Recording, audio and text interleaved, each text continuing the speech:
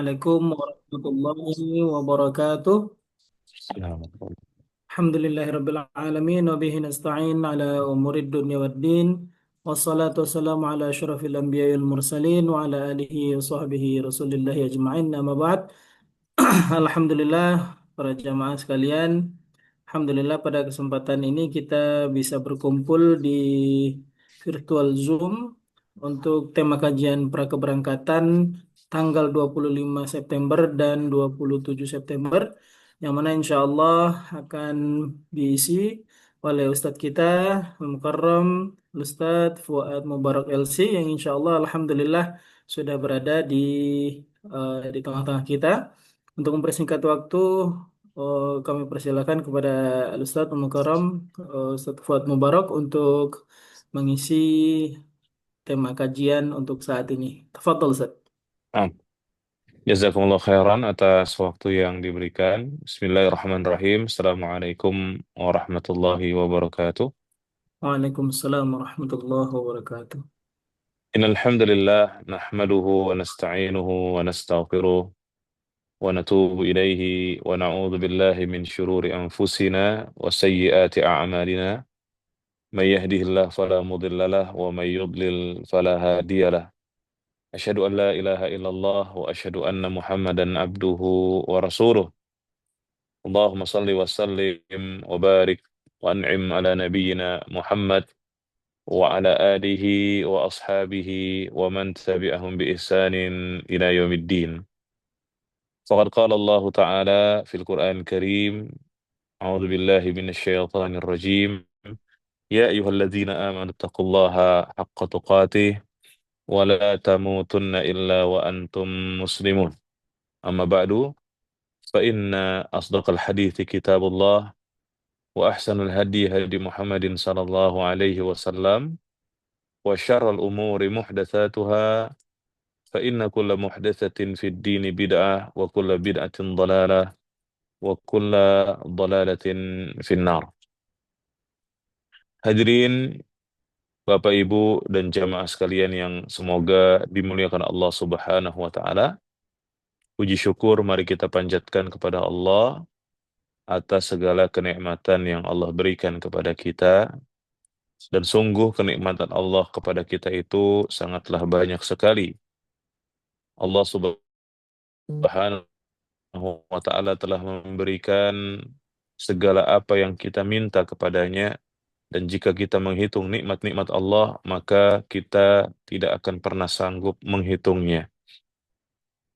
Dan banyak orang-orang yang zalim, banyak orang-orang yang kufur terhadap nikmat Allah, tidak bersyukur kepadanya, dan banyak berbuat dosa, banyak bermaksiat.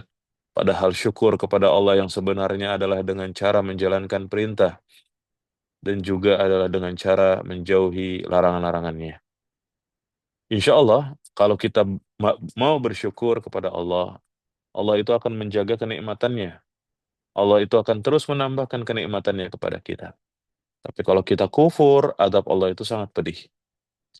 Kemudian tidak lupa salawat dan salam semoga senantiasa tercurahkan kepada Rasulullah Sallallahu Alaihi Wasallam serta keluarganya, para sahabatnya, dan para pengikutnya sampai hari kiamat nanti. Bapak Ibu dan jamaah sekalian yang dimuliakan Allah Subhanahu wa taala, alhamdulillah di malam ini kita dapat berjumpa kembali di dalam kajian prakeberangkatan umroh untuk grup tanggal 25 September dan juga tanggal 27 September, serta jamaah lain yang dapat mengikuti kajian di malam ini. Kita akan membahas suatu permasalahan penting, yaitu tentang keikhlasan, dan tentunya kita telah memaklumi bahwa ikhlas itu adalah merupakan perintah Allah Subhanahu wa taala yang sangat agung. Kita telah memaklumi bersama tentang kedudukan ikhlas dalam beragama. Kita telah memahami keikhlasan itu adalah merupakan salah satu syarat utama diterimanya suatu amal ibadah. Allah Subhanahu wa taala memerintahkan kepada kita agar beragama ikhlas karena Allah Subhanahu wa taala, di mana Allah Subhanahu wa taala telah berfirman, "Wa ma umiru illa liya'budullaha mukhlishina lahud-din hunafa." Di surat Al-Bayyinah ayat yang kelima, Allah Subhanahu wa taala telah berfirman, padahal mereka tidaklah disuruh, mereka tidak diperintahkan oleh Allah Subhanahu wa taala, ya, melainkan supaya beribadah kepada Allah dengan mengikhlaskan agama untuk Allah Subhanahu wa taala di dalam menjalankan ajaran yang lurus, di dalam mengerjakan dan mendirikan sholat, di dalam menunaikan zakat. Dzalika wa dzalika dinul qayyimah. Allah mengatakan, demikian itulah agama yang lurus. Sehingga agama itu menjadi lurus ketika kita mengikhlaskan agama untuk Allah Subhanahu wa taala di dalam menjalankan ajaran-ajaran yang lurus. Begitu juga Allah Subhanahu wa taala berfirman di surat Ghafir ayat ke-14, "Fad'ullaha mukhlishina lahuddin walau karihal kafirun." Maka berdoalah kamu kepada Allah dengan ikhlas, ya, mengikhlaskan agama, mengikhlaskan amal hanya untuk Allah Subhanahu wa taala walau karihal kafirun. Meskipun orang-orang kafir itu tidak menyukai. Maka siapakah orang-orang yang ikhlas? Disebutkan oleh para ulama jemaah yang dirahmati Allah bahwa orang-orang yang ikhlas itu adalah orang-orang yang memurnikan ibadahnya hanya untuk Allah Subhanahu wa taala. Mereka itulah orang-orang yang dipilih oleh Allah Subhanahu wa taala, sehingga orang-orang yang ikhlas itu adalah orang-orang pilihan, ya. Orang-orang yang ikhlas itu adalah orang-orang yang bertauhid kepada Allah Subhanahu wa taala. Dan dikatakan oleh mereka bahwa ikhlas itu sangat susah. Menjaga niat yang lurus dengan penuh keikhlasan ketika beramal, ini adalah sesuatu yang sangat-sangat sulit, ya. Seorang ulama yang terdahulu, Al-Imam Sufyan Ats-Tsauri rahimahullah, beliau pernah mengatakan bahwa sesuatu yang paling sulit bagiku, kata beliau, untuk aku luruskan dan aku obati adalah niatku. Kenapa demikian? Karena, ya, begitu seringnya niat itu berubah-ubah.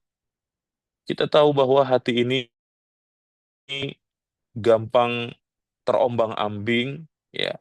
Hati ini gampang terpengaruh dengan hal-hal yang buruk. Hati ini gampang digoda untuk melakukan keburukan, ya. Hati ini gampang sekali untuk, ya, mengikuti hal-hal yang tidak benar. Maka jemaah yang dirahmati oleh Allah Subhanahu wa taala, meluruskan hati dengan niat yang ikhlas dalam beramal itu sangat penting. Dan kita harus memberikan perhatian. Dan tentunya hati itu sering berbolak-balik. Terkadang dia ikhlas, di lain waktu dia tidak ikhlas, ya.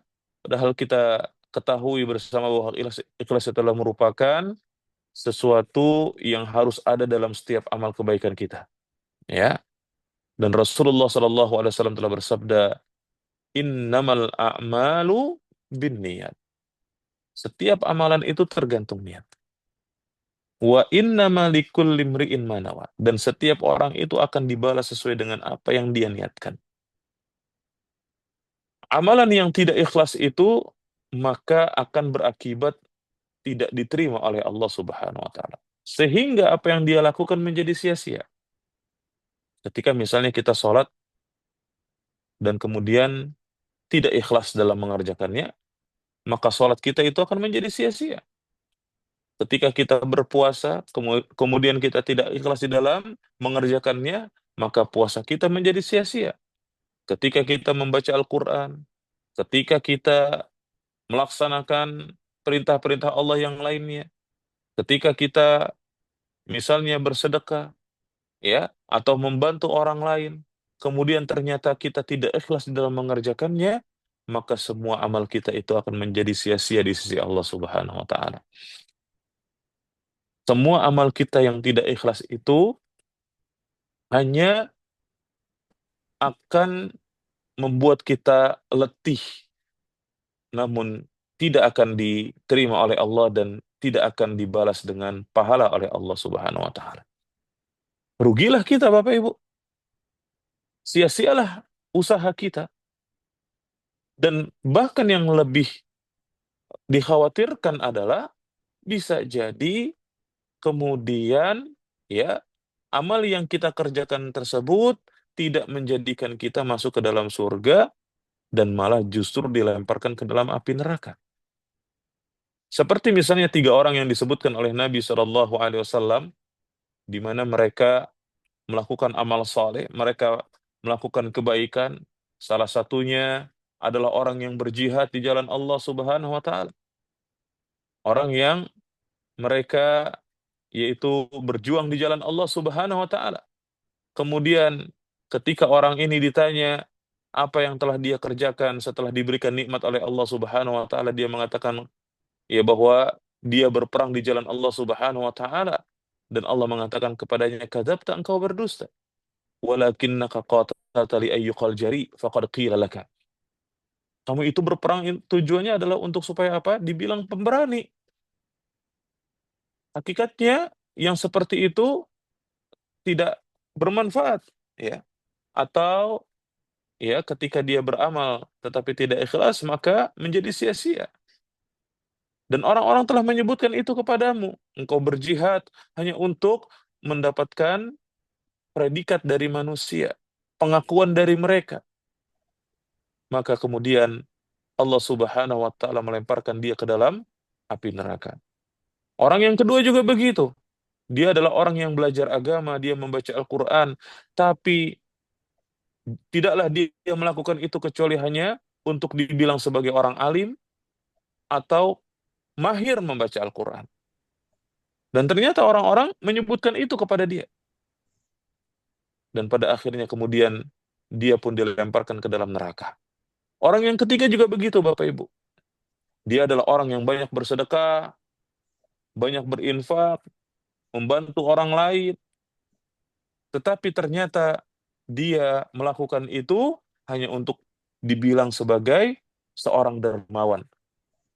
Dan Allah mengatakan kepadanya, faqad qila laka, semua itu telah diucapkan manusia kepadamu. Dan kemudian pada akhirnya dia pun dilemparkan ke dalam neraka. Tentunya Bapak Ibu, berjihad di jalan Allah, menuntut ilmu dan membaca Al-Quran, juga bersedekah, ini semuanya adalah amal-amal kebaikan. Tetapi ternyata, ya, ketiga orang yang mengamalkan perbuatan tersebut tidak masuk ke dalam surga, ternyata 3 orang yang mengamalkan perbuatan tersebut malah justru dilemparkan ke dalam neraka. Ternyata Bapak Ibu dan jamaah yang dimuliakan Allah Subhanahu wa taala, penyebabnya adalah karena tidak ikhlas di dalam beramal. Maka dari itu, menjaga keikhlasan itu sangat penting.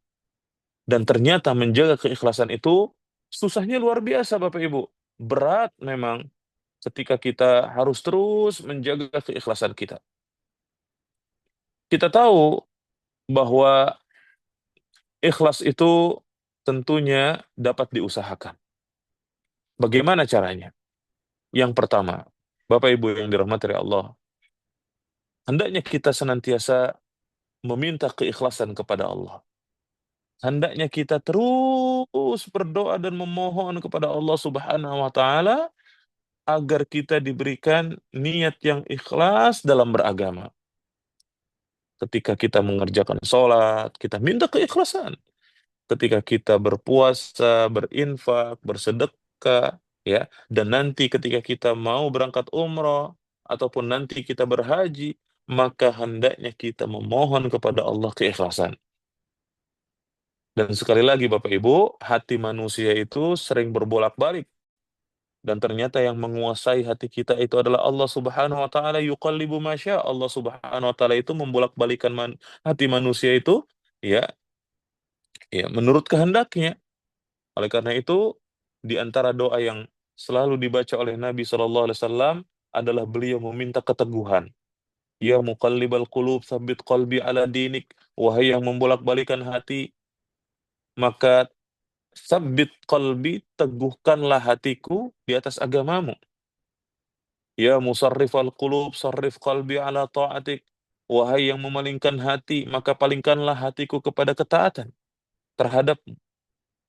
Dan Umar ibn Khattab radhiyallahu anhu, Bapak dan Ibu yang dirahmati Allah Subhanahu wa taala, selalu berdoa kepada Allah di dalam meminta keikhlasan.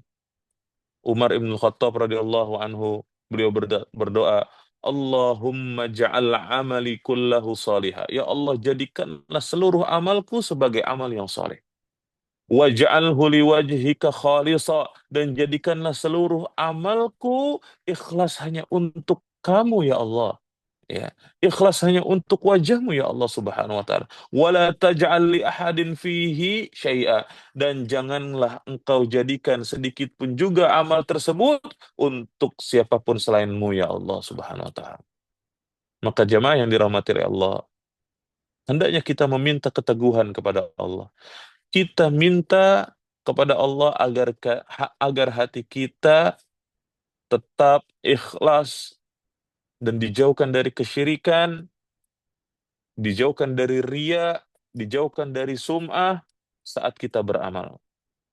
Di antara doa lain yang diajarkan oleh Nabi SAW, beliau berdoa, ya Allahumma inni a'udzubika an usyrika bika wa ana a'lamu astaghfiruka lima la a'lam. Ya Allah, aku berlindung kepadamu dari kesyirikan yang aku ketahui, dan aku memohon ampun kepadamu dari kesyirikan yang aku tidak ketahui. Jadi ini Bapak Ibu, jamaah yang dimuliakan Allah Subhanahu wa taala. Cara agar supaya kita bisa ikhlas adalah kita hendaknya senantiasa selalu dan terus berdoa kepada Allah agar supaya Allah Subhanahu wa taala ya memberikan hati yang ikhlas dan teguh di atas agama yang lurus. Kemudian Bapak Ibu jemaah yang dimuliakan Allah Subhanahu wa taala, di antara kiat agar supaya kita ikhlas, hendaknya kita berusaha untuk menyembunyikan amal ya yang kita kerjakan. Sebaik-baiknya sholat adalah di waktu malam. Ya, sholat sunnah yang terbaik adalah di waktu malam. Ya, sholat sunnah di waktu malam lebih baik daripada sholat sunnah di waktu siang. Ya, kenapa? Karena lebih memungkinkan untuk menyembunyikan amal tersebut. Ya, sholat yang terbaik itu adalah di rumah. Kenapa? Karena untuk menghindari terjadinya riya dan sum'ah. Ya, kecuali sholat wajib bagi laki-laki misalnya. Seorang wanita yang lebih baik sholatnya di mana? Di rumahnya, kata Rasulullah SAW. Ya, begitu juga sedekah yang paling terbaik adalah sedekah yang dikerjakan secara sembunyi-sembunyi. Membaca Al-Quran yang paling terbaik adalah dengan suara yang dipelankan. Ya, jadi Bapak dan Ibu yang dirahmati oleh Allah Subhanahu Wa Taala, amal-amal yang tersembunyi itu peluang ikhlasnya lebih besar daripada amal-amal yang terlihat oleh orang lain. Karena ketika kita beramal saat dilihat oleh orang lain, maka itu akan berpotensi terjadinya riya dalam niat kita, terjadinya sum'ah di dalam niat kita. Dan riya serta sum'ah itu adalah merupakan syirik kecil yang bisa membatalkan amal kita. Bapak Ibu yang dirahmati Allah.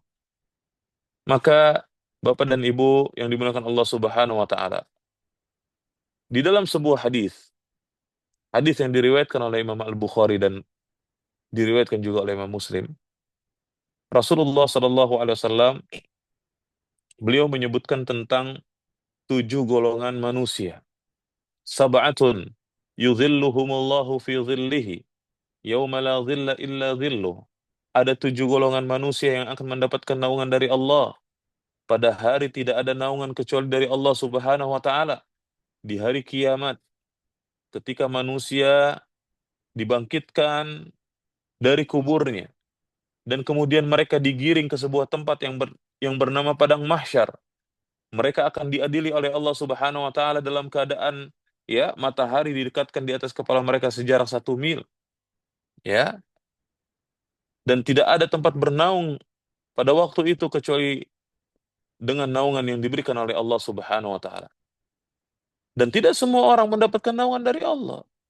Hanya orang-orang tertentu saja yang mendapatkan naungan dari Allah Subhanahu wa taala. Di antaranya 7 golongan yang disebutkan oleh Rasulullah sallallahu alaihi wasallam dalam hadis ini.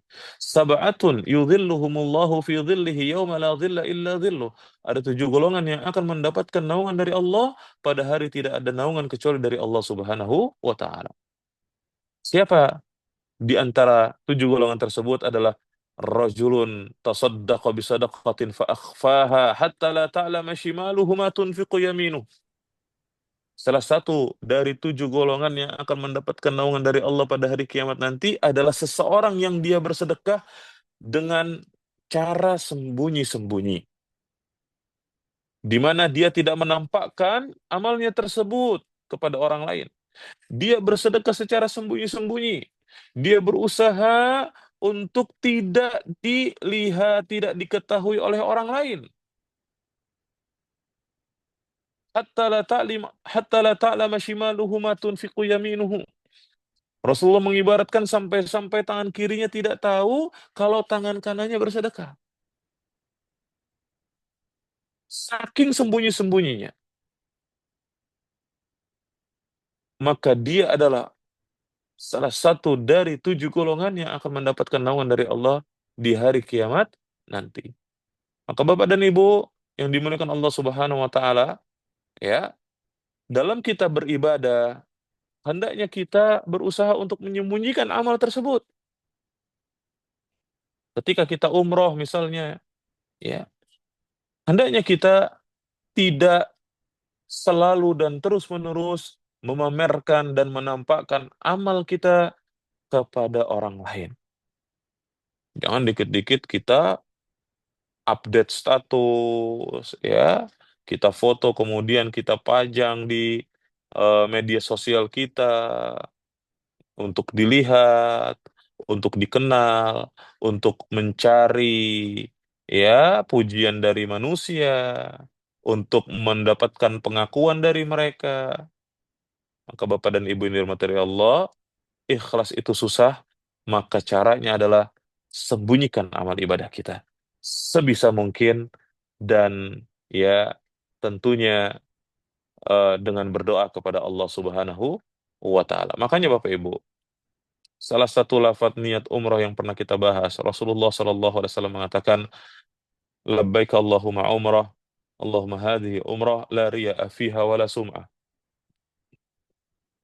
Labbaik ya Allahumma umrah. Ya Allah, aku penuhi panggilanmu untuk umrah. Ya Allah, ini adalah umrah yang tidak ada riya dan sum'ah padanya. Kenapa Rasulullah SAW menyebutkan dalam niat umrahnya tersebut bahwa ini adalah umrah yang tidak ada riya dan sum'ah? Beliau menyebutkan dan menyatakan demikian ketika mengerjakan umrah dan mengerjakan haji, sedangkan pada ibadah-ibadah yang lainnya tidak. Ya, sedangkan pada ibadah-ibadah yang lainnya beliau tidak mengucapkan itu. Hanya pada ibadah umrah dan haji saja. Kenapa?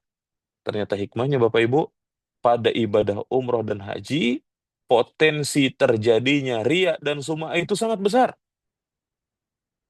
Ya, potensi terjadinya riya dan sum'ah itu sangat sangat besar.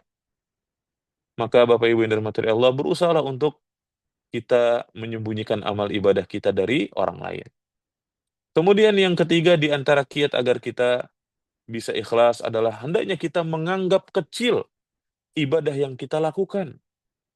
Jangan merasa bangga dengan ibadah yang sudah kita lakukan atau yang akan kita lakukan. Jangan kita merasa bangga ya dengan amal yang sudah kita usahakan, ya. Kemudian kita membanggakan diri kita sampai kemudian mengecilkan orang lain yang belum beramal seperti kita. Ini dapat merusak keikhlasan, Bapak Ibu yang dirahmati Allah. Hendaknya kita menganggap kecil amal ibadah kita. Hendaknya kita menganggap bahwa amal ibadah kita itu tidak ada apa-apanya jika dibandingkan dengan apa? Dengan nikmat yang sudah Allah berikan kepada kita. Tidak sebanding, Bapak Ibu. Nikmat Allah pada kita sangat banyak, ibadah kita masih sedikit, maka tidak sebanding. Jangan kita bangga dengan amal ibadah yang kita kerjakan. Jangan kita merasa puas dengan ibadah yang kita lakukan. Hendaknya kita ya menjaga keikhlasan ini dengan tidak puas, ya, tidak merasa puas dengan amal yang telah dilakukan. Bapak Ibu, kepuasan, merasa puas dengan amal yang telah dilakukan, ini akan merusak keikhlasan. Yang lebih buruk lagi adalah bisa menggugurkan pahala setelah bersusah payah di dalam mengerjakan amal tersebut.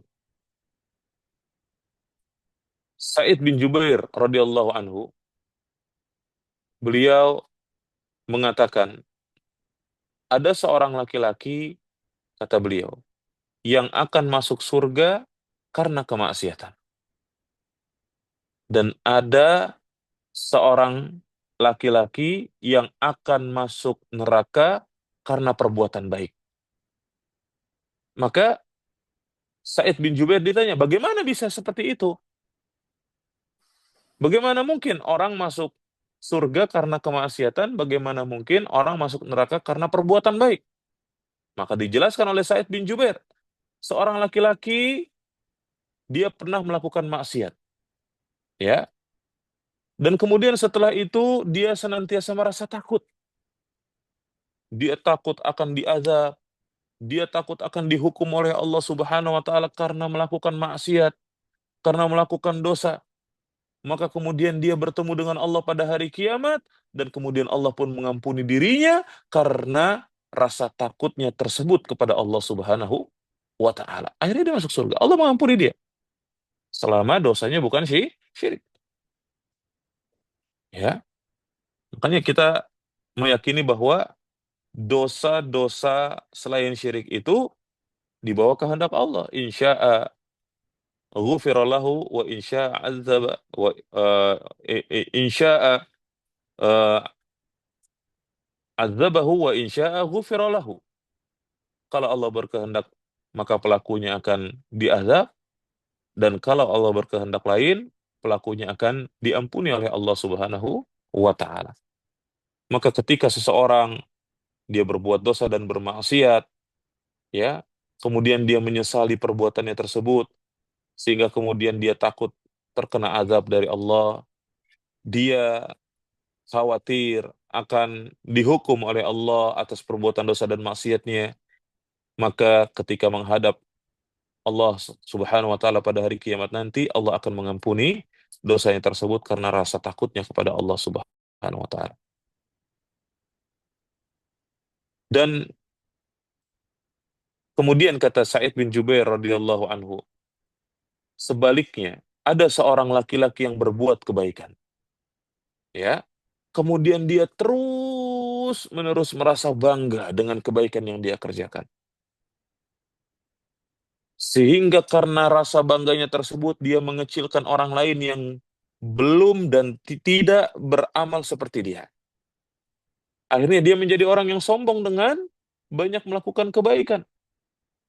Ya, dia bangga bisa pergi umroh, dia bangga bisa berhaji, dia bangga dengan sedekahnya, dia bangga dengan sholatnya, dia bangga dengan ya baca Qur'annya, dia bangga dengan amal kebaikannya, sehingga kemudian menjadikan dia sombong, dia menyukai ketinggian, dia merendahkan orang lain, ya. Maka ketika dia bertemu dengan Allah dengan membawa perbuatannya itu, ya, maka Allah akan memasukkan dia ke dalam neraka. Sebabnya karena apa? Niat yang salah. Karena merasa bangga dengan amal perbuatannya, merasa puas dengan amal perbuatannya, maka Bapak dan Ibu, kita harus menganggap ibadah kita ini kecil dibandingkan dengan nikmat yang Allah sudah limpahkan kepada kita. Nggak ada apa-apanya. Oh, memang pada asalnya kita diciptakan Allah adalah untuk beribadah. Lalu buat apa kita bangga dengan ibadah yang kita kerjakan? Ya, karena memang kita diciptakan untuk ibadah. Jadi buat apa kita bangga dengan ibadah yang kita kerjakan? Ya, semua orang beribadah. Semua orang diperintahkan untuk mengerjakan perintah dan menjauhi larangan. Maka hendaknya kita menjaga keikhlasan kita dengan senantiasa menganggap kecil amal yang sudah dikerjakan. Kemudian yang keempat, Bapak dan Ibu, jamaah sekalian yang dimuliakan Allah Subhanahu wa taala, di antara kiat agar kita bisa ikhlas adalah kita harus punya rasa takut, Bapak Ibu. Kita harus punya rasa khawatir setelah kita diberikan kemudahan oleh Allah untuk beramal, untuk beribadah, setelah kita dimampukan oleh Allah untuk mengerjakan sholat, setelah kita dimampukan oleh Allah Subhanahu wa taala untuk baca Quran dan melakukan ibadah-ibadah yang lainnya, maka kita harus khawatir apakah amal kita diterima oleh Allah atau tidak, ya. Dan kekhawatiran itulah yang akan menolong kita, akan membantu kita untuk tetap menjaga keikhlasan dengan amal-amal ibadah kita, Bapak Ibu yang dirahmati oleh Allah. Allah Subhanahu wa taala berfirman, "Walladzina yu'tuna ma ataw wa qulubuhum wajilah annahum ila rabbihim raji'un." Dan mereka yang memberikan apa yang mereka berikan dengan hati yang penuh dengan rasa takut. Mereka orang-orang yang sudah memberikan, mengusahakan, ya, amal-amal kebaikan, tetapi hati mereka takut, ya. Mereka yang sudah berusaha, ya, atau mereka yang beramal dan kemudian mereka punya rasa takut, ya, bahwa sesungguhnya mereka akan kembali kepada Tuhan, ya. Ya. Semua kita akan kembali kepada Allah Subhanahu wa taala dan kemudian Allah akan menyidang kita, mengadili kita. Ummul Mukminin Aisyah radhiyallahu anha ketika bertanya tentang ayat ini kepada Rasulullah sallallahu alaihi wasallam, apakah yang dimaksud dalam ayat tersebut? Mereka orang-orang yang telah melakukan perbuatan dosa sehingga mereka kemudian takut saat menghadap Allah Subhanahu wa taala. Apakah mereka orang-orang yang berzina, minum khamar, ya? Apakah mereka adalah orang-orang yang telah mencuri? Makanya mereka takut menghadap Allah Subhanahu wa taala. Kata Nabi sallallahu alaihi wasallam, "La yabnata Abi Bakar As-Siddiq." Bukan seperti itu, wahai putri Abu Bakar As-Siddiq radhiyallahu anhuma. Bukan itu. Orang yang merasa takut bukanlah mereka orang yang sudah berbuat dosa, ya. Tetapi walakinnahumul ladzina yusalluna wa yasumuna wa yatasaddaqun, tetapi mereka adalah orang-orang yang telah mengerjakan salat, mereka adalah orang-orang yang sudah berpuasa, mereka adalah orang-orang yang bersedekah, wa hum khaifuna alla yutaqabbala minhum, dan mereka takut amal mereka tidak diterima oleh Allah Subhanahu wa taala. Maka seperti yang dikatakan oleh Sufyan Ats-Tsauri, tidak ada perkara yang lebih sulit untuk diluruskan melebihi daripada, ya, meluruskan niat kita. Kemudian yang kelima, Bapak Ibu, jamaah sekalian yang dimuliakan Allah Subhanahu wa taala, di antara kiat agar supaya kita ikhlas, jangan mudah terpengaruh oleh ucapan orang. Bapak Ibu, kita beramal itu untuk Allah. Buat apa kita beramal tujuannya untuk mencari keuntungan dari manusia? Buat apa? Ya. Kalau kita beramal tujuannya untuk mencari ridho manusia, maka ridho manusia itu ghayatun la tudrak. Sesuatu yang tidak akan pernah bisa tercapai. Kita itu tidak akan pernah merasa puas kalau yang dikejar adalah ridho manusia. Maka jangan mudah terpengaruh dengan ucapan orang lain, ya. Jangan mudah terpengaruh ketika kita dikatakan, ya, atau ketika kita dipuji dengan amal ibadah kita. Jangan mudah terpengaruh ketika kita dikata-katai dengan amal ibadah kita. Jangan terpengaruh dengan ucapan manusia. Ini di antara kiat agar supaya kita bisa bisa ikhlas. Bapak dan Ibu yang dirahmati Allah, ya. Sekali lagi, beramal itu harus ikhlas karena Allah Subhanahu wa taala. Dan ternyata keikhlasan merupakan sebab seseorang itu akan dijauhi dari maksiat. Keikhlasan juga adalah merupakan sebab, ya, Allah akan menjauhkan seseorang dari bahaya. Contohnya siapa? Contohnya Nabi Yusuf alaihissalam ketika dia diselamatkan dari godaan wanita. Ternyata karena sebab apa? Keikhlasan beliau alaihissalam. Allah Ta'ala berfirman di surat Yusuf ayat 24. وَلَقَدْ هَمَّتْ بِهِ وَهَمَّ بِهَا لَوْلَا أَنْ رَأَى بُرْهَانَ رَبِّهِ كَذَلِكَ كَذَلِكَ لِنَصْرِفَ عَنْهُ السُّوءَ وَالْفَحْشَاءَ إِنَّهُ مِنْ عِبَادِنَا الْمُخْلَصِينَ. Dan sesungguhnya perempuan itu sudah punya keinginan kepada Nabi Yusuf. Nabi Yusuf pun sudah berkehendak punya keinginan kepada wanita tersebut. Kalau dia tidak melihat tanda dari Tuhannya. Kadzalika linasrifa anhu su'a wal fahsya. Demikianlah kami jauhkan Nabi Yusuf dari keburukan dan kekejian. Ya, innahu min ibadinal mukhlasin. Sesungguhnya dia Nabi Yusuf adalah termasuk hamba-hamba kami yang terikhlas, yang ikhlas dalam ketaatan. Maka jadi ya wajar jika Allah menyelamatkan Nabi Yusuf dari bahaya godaan wanita yang bisa menjerumuskan ke dalam perbuatan buruk dan kekejian kata Allah Subhanahu wa taala. Ya, Allah Subhanahu wa taala menyelamatkan Nabi Yusuf karena sebab beliau adalah orang-orang yang ikhlas. Ya. Ikhlas juga adalah merupakan sebab seseorang itu akan mendapatkan kedudukan yang tinggi. Ya. Dan ikhlas itu Bapak Ibu dikatakan oleh para ulama adalah merupakan pintu gerbang, ya, pembuka untuk kebaikan-kebaikan yang lainnya. Allah Subhanahu wa taala telah berfirman, "Innaka lan tukhallafa fata'mal amalan," atau Rasulullah sallallahu alaihi wasallam bersabda, "Innaka ya lan tukhallafa fata'mal amalan tabtaghi bihi wajhallah illa izdatta bihi darajatan wa rif'atan."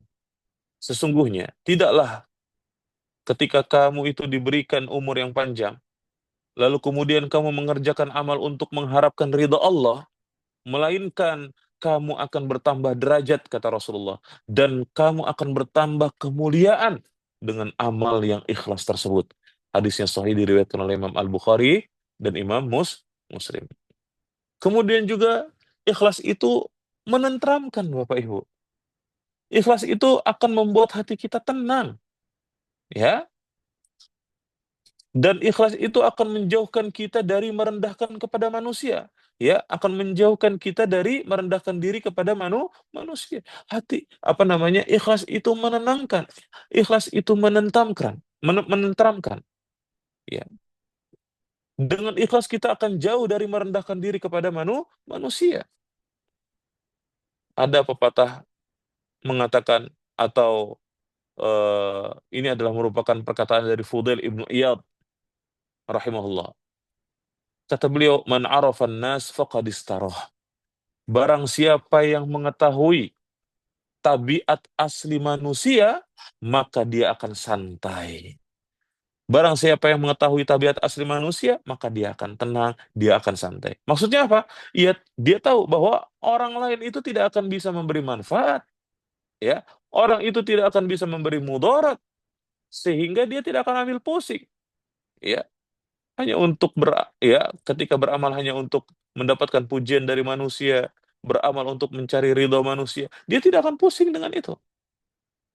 Ya. Oleh karena itu, Bapak dan Ibu yang dirahmati Allah, hendaknya kita menjaga keikhlasan di dalam beramal. Luruskan niat kita di dalam beramal karena Allah Subhanahu wa taala. Maka demikianlah kajian kita untuk malam ini. Mudah-mudahan bermanfaat. Kurang lebihnya mohon maaf. Waktu saya kembalikan kepada pembawa acara. Silakan. Alhamdulillahirabbil alamin. Terima kasih sebelumnya kepada Ustaz Mukarram Fuad Mubarak yang telah memberikan kajian tentang prakeberangkatan untuk tanggal 25 dan 27 yang mana insya Allah akan menjadi bahan muhasabah kita nanti ketika melaksanakan ibadah umroh insya Allah. Untuk acara selanjutnya mungkin ada sesi tanya jawab ya Ustaz ya. Jadi Silakan. dipersilakan kepada jamaah yang ingin bertanya seputar tema kajian saat ini. Yang ingin bertanya silakan mengaktifkan audio dan videonya. Silakan para jamaah.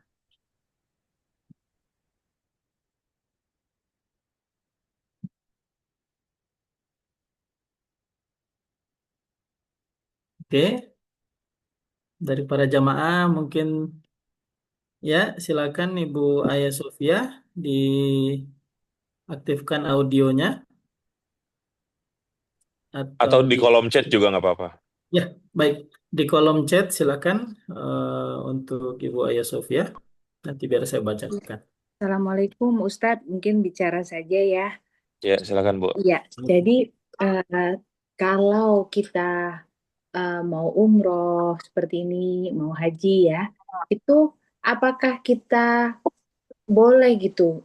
Kan ada yang terus jadi kita syukuran, minta doa, rame-rame gitu kan, keluarga Mm. biasanya gitu tuh bagaimana Ustadz? Iya, pertanyaannya dari Ibu Aya Sofia seputar apa namanya hukum mengadakan acara syukuran dan berdoa sebelum safar atau mengadakan perjalanan. Naam. Eh, Bapak dan Ibu dan jamaah sekalian yang dirahmati oleh Allah Subhanahu wa taala, orang yang hendak berangkat ibadah umroh, orang yang hendak berangkat ibadah haji, ya, mereka akan mendapatkan kesempatan banyak berdoa di waktu-waktu yang mustajab, di waktu-waktu yang bermanfaat. Ketika misalnya pada perjalanan dari negerinya menuju Makkah Al-Mukarramah atau menuju Madinah Al-Munawwarah, ya, dalam perjalanannya tersebut terdapat kesempatan untuk banyak-banyak berdoa kepada Allah Subhanahu wa taala. Karena di antara doa yang mustajab itu adalah ketika kita dalam perjalanan safar. Ya, salah satu doa yang tidak tertolak kata Rasulullah sallallahu alaihi wasallam, ya, adalah doanya seorang seorang musafir. Setibanya kita di tanah suci, maka kita pun akan mendapatkan banyak kesempatan berdoa kepada Allah di tempat yang terbaik di waktu-waktu yang mustajab. Maka orang yang melaksanakan haji dan umroh, mereka adalah orang-orang yang diberikan kesempatan untuk berdoa di waktu dan keadaan yang mustajab. Ya. Dan kemudian terkait dengan salah satu tradisi di kalangan umat Islam, yaitu dengan mengadakan walimatus safar sebelum berangkat ibadah haji dan umrah, ya. Maka acara yang seperti ini biasanya diisi dengan syukuran atau doa bersama, ya. Dan kemudian apa namanya penyajian hidangan dan yang lain-lainnya, ya. Bagaimana acara yang seperti ini dalam kacamata Islam, ya. Bapak dan Ibu, di dalam hadis-hadis Nabi Shallallahu alaihi wasallam, maka di sana tidak pernah didapati bahwa Rasulullah Shallallahu alaihi wasallam mengadakan suatu acara sebelum berangkat safar, baik untuk berumroh ataupun untuk berhaji, ya. Tidak pernah dilakukan oleh Rasulullah Shallallahu alaihi wasallam dan juga tidak pernah dilakukan oleh para sahabat beliau radhiyallahu anhum ajmain, ya. Maka sebaiknya acara yang seperti ini adalah sesuatu yang harus kita hindari, ya. Hendaknya kita hindari acara-acara yang seperti itu. Ya, karena tadi sudah kita sampaikan bahwa orang yang berhaji dan berumrah itu nanti bisa mendapatkan kesempatan untuk berdoa kepada Allah. Dia tidak perlu didoakan. Dia sendiri yang berdoa kepada Allah Subhanahu wa taala. Adapun mengadakan acara untuk menyambut orang-orang yang pulang haji, ya, diiringi kemudian mungkin dengan makan-makan, ya, kemudian eh, pembagian oleh-oleh misalnya, maka yang seperti ini boleh, ya, yang seperti ini boleh. Dan malah justru ini yang ada contohnya dari Nabi Shallallahu Alaihi Wasallam. Disebutkan dalam hadis lama qadiman Nabi sallallahu alaihi wasallam Makkah ay fi fathiha istaqbalathu ya ghailimatu bani Abdul Muttalib fahamala wahidan baina yadayhi wa akhara khalfahu. Ketika Nabi sallallahu alaihi wasallam datang ke Mekah pada saat pembebasan kota Mekah di tahun 8 Hijriah, anak keturunan dari Abdul Muttalib menyambut beliau, ya. Ada yang dinaikkan di depan onta beliau, dan ada yang dibonceng di belakang beliau. Ya, jadi ketika apa namanya perayaan itu dilakukan untuk menyambut seseorang ketika pulang dari safar, malah justru itu yang diperbolehkan. Ya, begitu juga misalnya di dalam hadis yang lain dikatakan kana Nabi sallallahu alaihi wasallam idza qadima min safarin, ya, apabila Rasulullah sallallahu alaihi wasallam pulang dari safarnya, tuluqiya bina fatuluqiya bi wabil hasani wabil husaini fahamala ahadana baina yadayhi wal akhara khalfahu hatta dakhalna al Madinah. Disebutkan, ya, bahwasanya apabila Nabi sallallahu alaihi wasallam itu pulang dari safar, ya, maka kami pun menyambutnya, kata Abdullah bin Ja'far rahimahullah. Kami pun menyambut radhiyallahu anhu. Kami pun menyambutnya. Aku menyambut beliau bersama Hasan dan Husain. Beliau pun membonceng kami, satu di depan, satu di belakang. Dan acara setelah safar atau penyambutan orang pulang safar disertai dengan makan-makan, ini disebut dengan, ya, naqi'ah. Ya, ini disebut dengan an-naqi'ah. Yustahabbun naqi'ah. Bahkan Al-Imam An-Nawawi rahimahullah mengatakan dianjurkan untuk melakukan an-naqi'ah ini, yaitu mengadakan suatu acara setelah pulang dari safar. Baik orang-orang itu menyambut musafir yang baru datang dari safarnya, atau, ya, musafir itu yang mengadakan acara, ya, untuk menyambut warga dan keluarga yang di sekitarnya. Ya, wahiyya ta'am yu'malu liqudumil musafir. Itu makanan yang disiapkan untuk kedatangan seorang musafir, baik itu disiapkan oleh musafir itu sendiri atau disiapkan oleh orang orang lain, ya. Dan ini sesuai dengan hadis Jabir, anna Rasulullah sallallahu alaihi wasallam lamma qadimal Madinah min safarihi nahara jazura. Nabi sallallahu alaihi wasallam itu kalau pulang safar dan masuk Madinah, beliau itu menyembelih unta atau terkadang menyembelih, ya, yang lainnya. Kemudian beliau pun mengundang para sahabat dan mereka pun dijamu oleh Rasulullah Sallallahu Alaihi Wasallam. Jadi Bapak dan Ibu, yang dianjurkan, ya, itu adalah kita mengadakan acara setelah pulang dari safar, bukan ketika mau safar. Wallahu a'lam bishawab. Demikian. Terima kasih Ustadz. Ada Sama-sama satu Ibu. lagi mau tanya. Silakan Ibu. Ada azan sebelum azan subuh nanti kan di Mekah. Nah, itu pertanda apa sih Ustadz? Itu tanda Nah, apa? Tanda apa? Bukan pertanda. Itu ya, tanda apa? ya. Ketika kita berada di dua tanah suci, terutama di Makkah dan di Madinah, dan juga di masjid-masjid lain yang ada di sana, azan subuh itu dikumandangkan dua kali. Biasanya azan pertama itu 1 jam sebelum masuk waktu sholat subuh, ya, sebelum masuk waktu waktu subuh. Kemudian baru azan yang kedua ketika masuk waktu subuh. Perbedaannya adalah di azan yang kedua itu ada lafadz as-salatu khairum minan naum. Ya, salat itu lebih baik daripada tidur. Dan maksud daripada azan yang pertama adalah membangunkan manusia untuk mengerjakan salat malam, ya, untuk mengerjakan salat tahajud. Dan kita tahu bahwa sebaik-baiknya sholat itu adalah di waktu sepertiga malam yang terakhir. Ya, sholat malam yang terbaik itu adalah di akhir waktunya, ya terutama di sepertiga malam yang terakhir. Ya, maka maksud daripada azan yang pertama itu adalah mengajak dan membangunkan manusia untuk mengerjakan sholat tahajud. Makanya kemudian di lafadz yang kedua itu atau di azan yang kedua itu ada lafadz as-salatu khairum minan naum. Salat itu lebih baik daripada tidur agar supaya setelah kita mengerjakan sholat tahajud jangan tidur.